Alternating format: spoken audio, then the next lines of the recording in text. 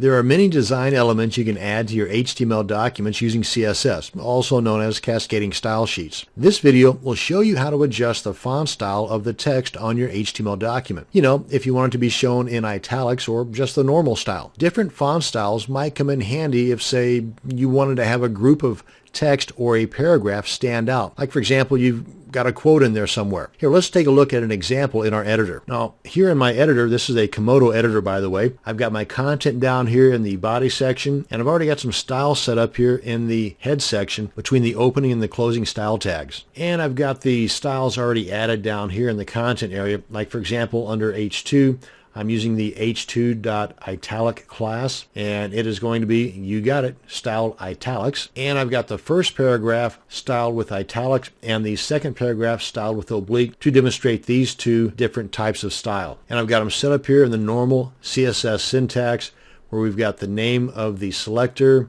then we've got the space, and then the opening curly brackets, then the property and value. In this case, the property is font-style, and then we've got the colon, then the value. In this top example, it's normal, then italic, then oblique, and then italic for the h2.italic class. So let's go ahead and take a look at this in our Komodo browser.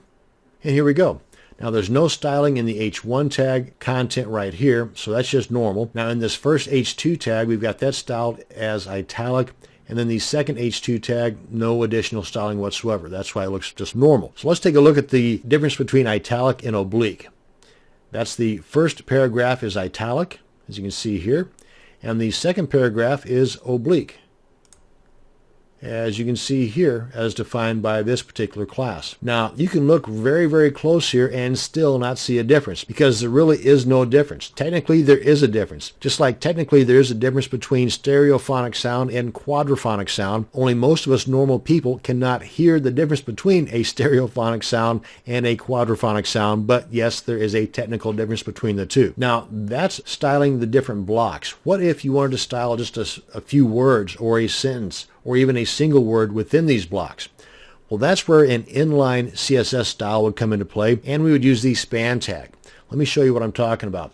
Let's say that right here, this entire block is italicized, but we want to use the normal style on lorem ipsum right here, which in the first paragraph is right here. So in this case, we want to put in the opening span tag, then space, then the style attribute, equals, throw in a couple of double quotes, and in between those double quotes we're going to put the font-style italic, just like we have it up here in the style section here. And I'm just going to cheat a little bit and just copy this right out of here and come on down here and paste it right in between those double quotes thusly. And let's go ahead and save this, and remember it's right here, the lorem ipsum that we're going to be normalizing.